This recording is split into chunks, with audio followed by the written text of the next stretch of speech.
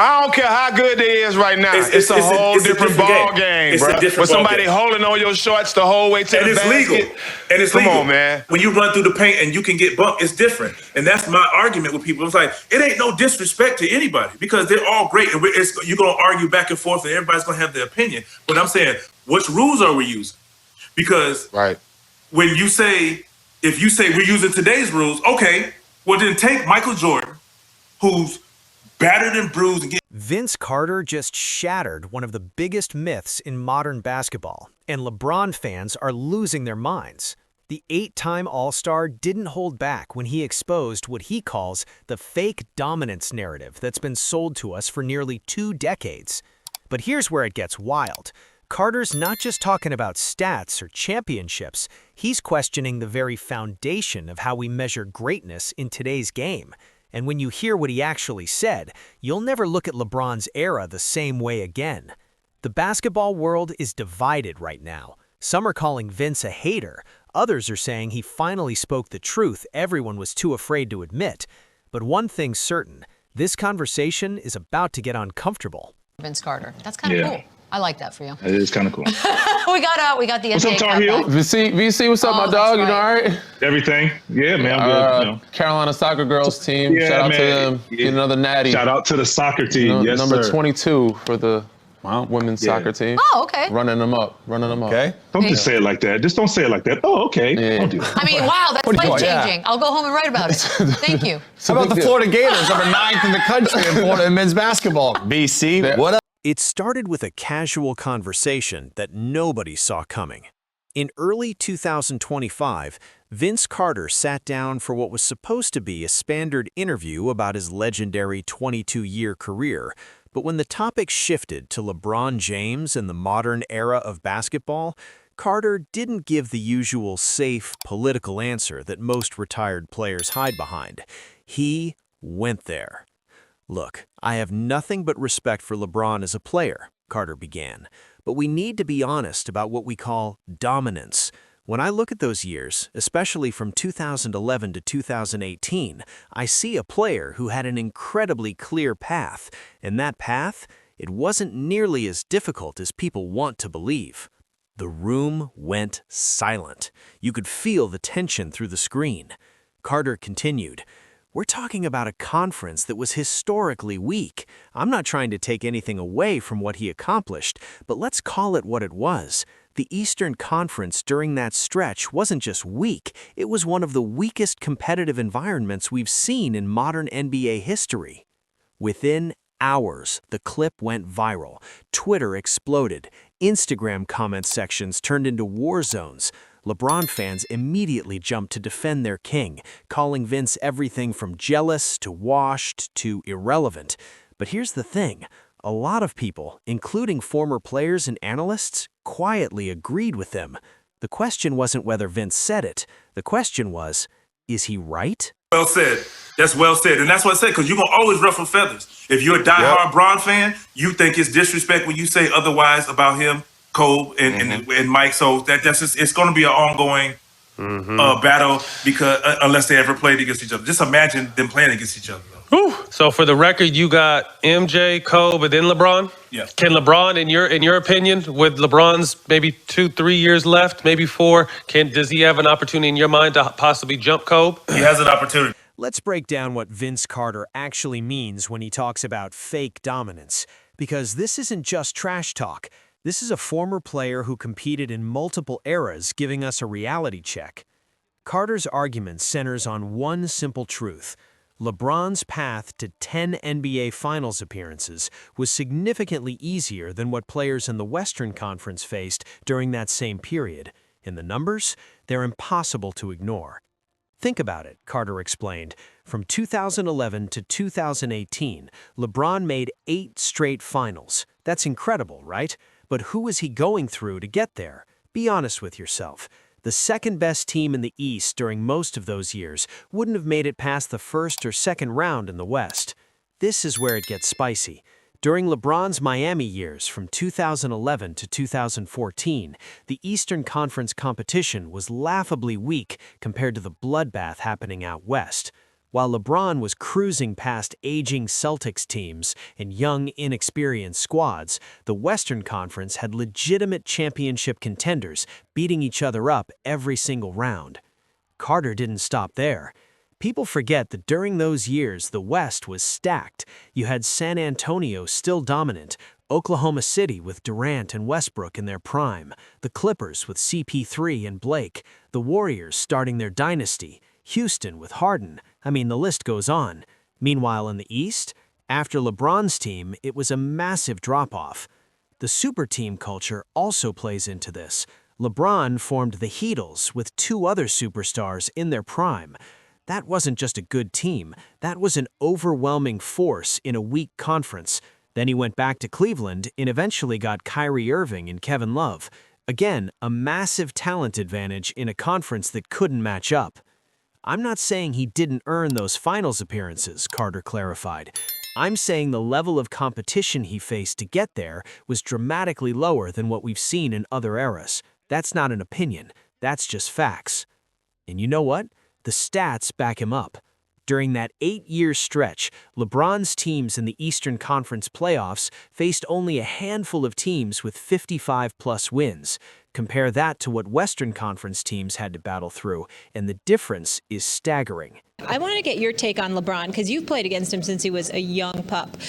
What's the biggest difference of him then and now in terms of how he just keeps getting better? Dedication. He has goals in mind, what he wants to accomplish, and it's clear that he wants to be the greatest.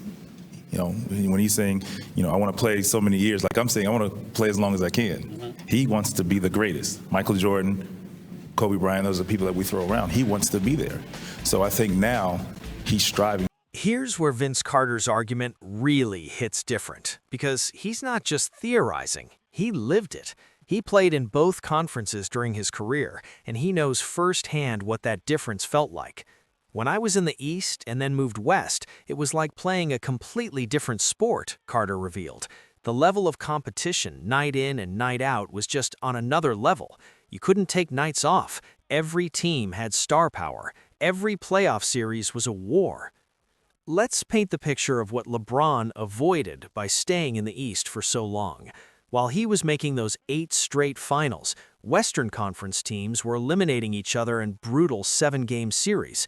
Championship-caliber teams were getting bounced in the first and second rounds because the competition was that fierce.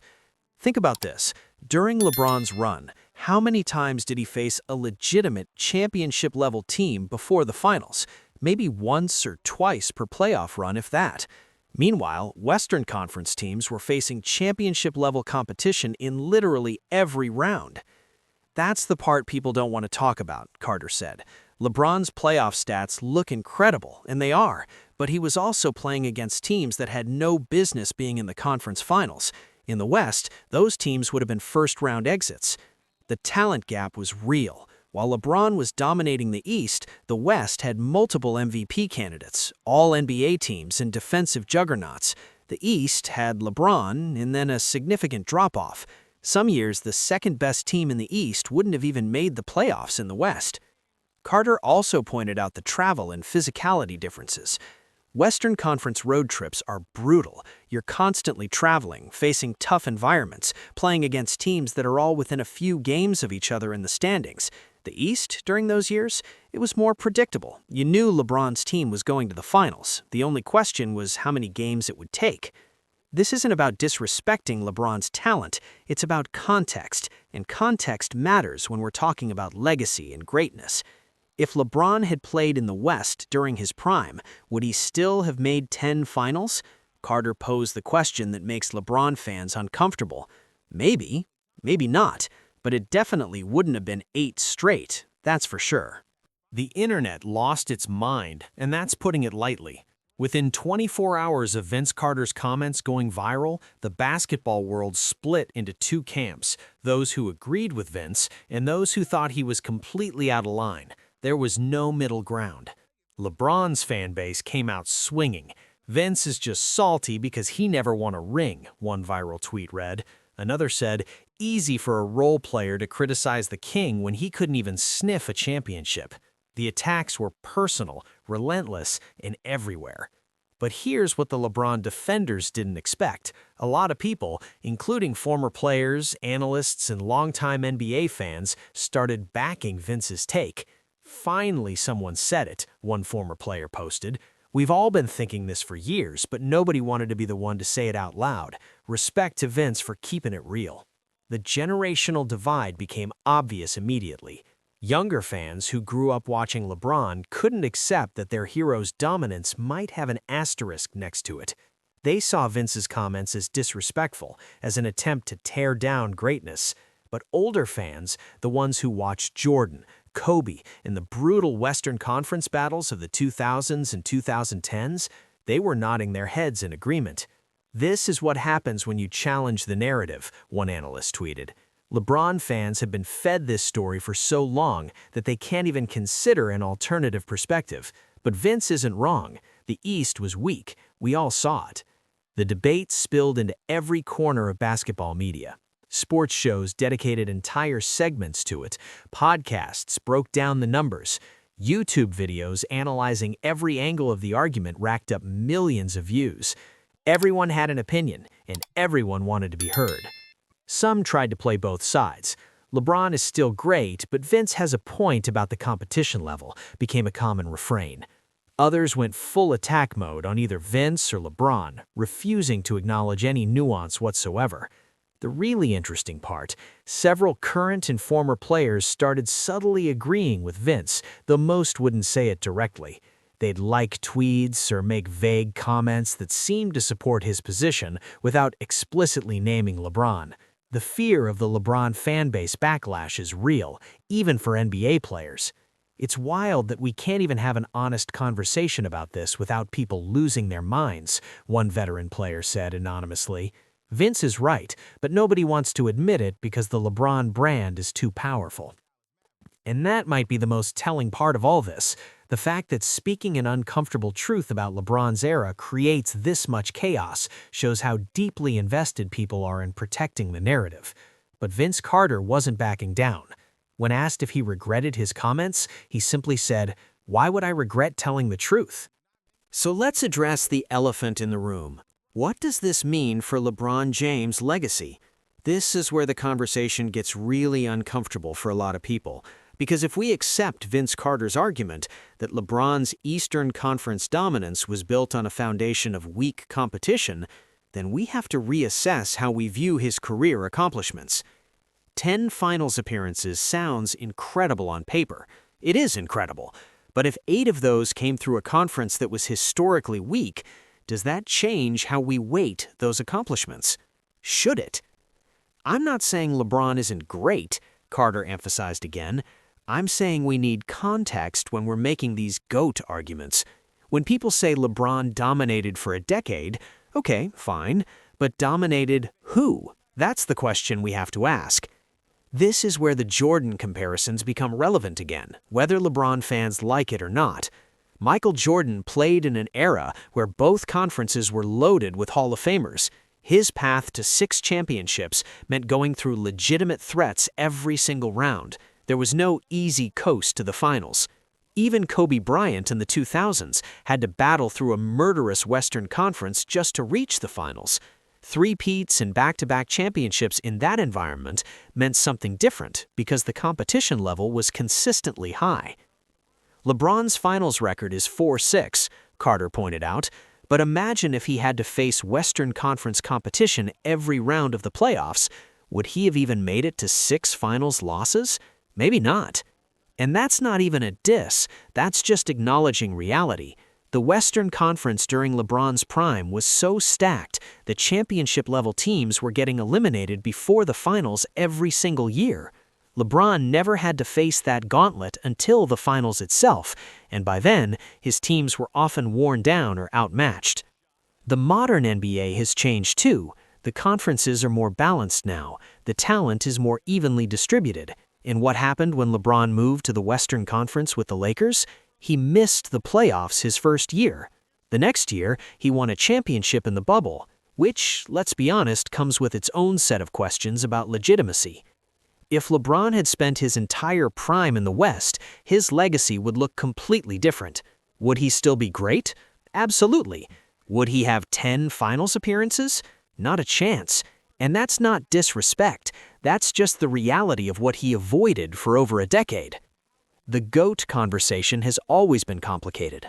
Stats tell part of the story, championships tell another part, but context tells the full story, and that's what Vince Carter is forcing us to confront. LeBron's greatness is undeniable. His longevity is historic. His basketball IQ is off the charts. But his path to dominance, it was paved through the weakest conference we've seen in modern NBA history. And if we're being honest about legacy and greatness, we can't ignore that. I'm not trying to tear anyone down.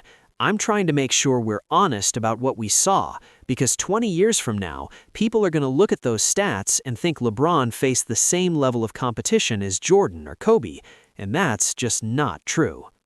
Does this change your view of LeBron? Does context matter when we're talking about dominance? Or are results all that count, regardless of the path taken to achieve them? Here's what keeps this debate alive. Would LeBron James have 10 finals appearances if the conferences were balanced during his prime? It's a hypothetical, sure, but it's a hypothetical based on a very real competitive imbalance that existed for over a decade. And Vince Carter isn't the first person to notice it. He's just the first high-profile former player willing to say it out loud. The truth is, we'll never know what LeBron's career would look like in a different scenario.